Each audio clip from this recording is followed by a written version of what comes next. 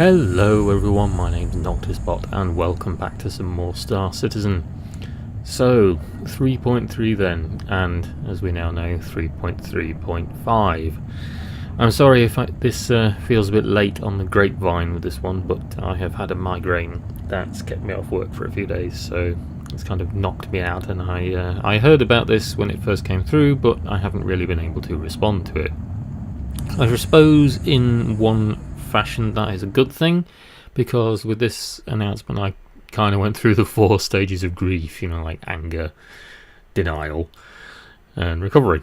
So yes, 3.3 has now been split into 2. Turns out that object container streaming, and as such Hurston and its moons, will not be coming straight out with 3.3 when it launches on October 10th.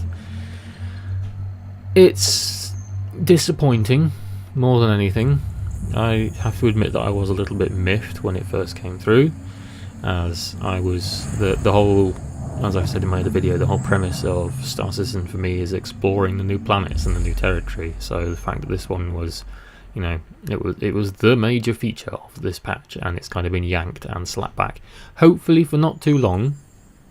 In hindsight, but it did make me a little bit angry, and I was disappointed.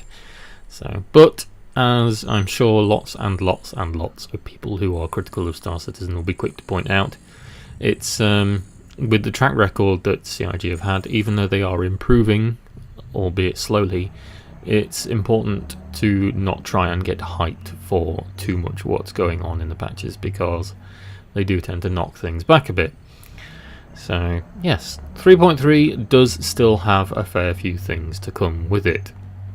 However, as Reddit and other commenters were quick to point out, if you aren't paying for ships, then you are kind of shoehorned a bit into what you're going to do. So this one's very, very hit and miss with this announcement, isn't it? So we do still get the FPS combat AI, which should be interesting to see.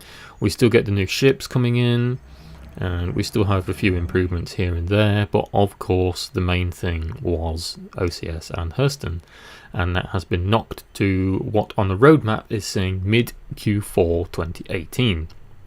So that does contain the bind culling, the OCS, and anything and everything to do with Hurston. So Hurston, the Lawville landing zone, Hurston's moons, that's not coming now until then. When then is, we don't exactly know. So it could be anything from a couple of weeks to, maybe a month. We honestly do not know. So it's a shame, because it was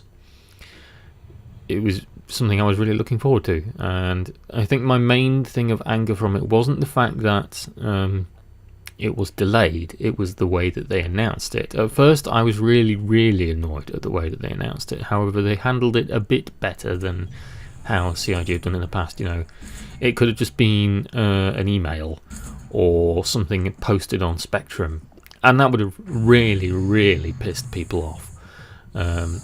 However, they did do it to the camera with some senior staff saying, this has been delayed.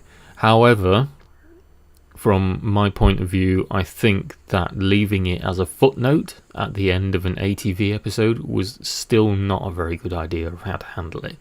It was almost added to the end of the ATV episode like an afterthought, and I think it's something they should have opened with, because let's face it, it's a pretty big announcement for the backers that are watching that kind of stuff. So yeah, it's a shame, and I will still look forward to it. I'm still very much looking forward to flying the Phoenix and messing about with the Hammerhead, so we'll see.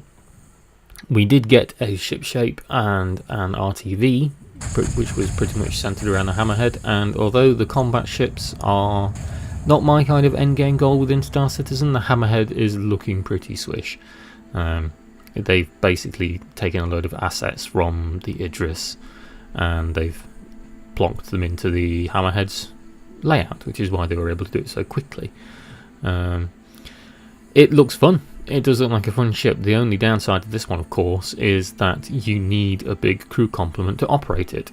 You need, I think it was 8 people, they said, to man all the turrets and stuff, so this is very much a multi-person ship. you can't expect to take this thing out on your own and have a lot of success with it. That will just turn you into a giant loot pinata. So yeah, it looks good.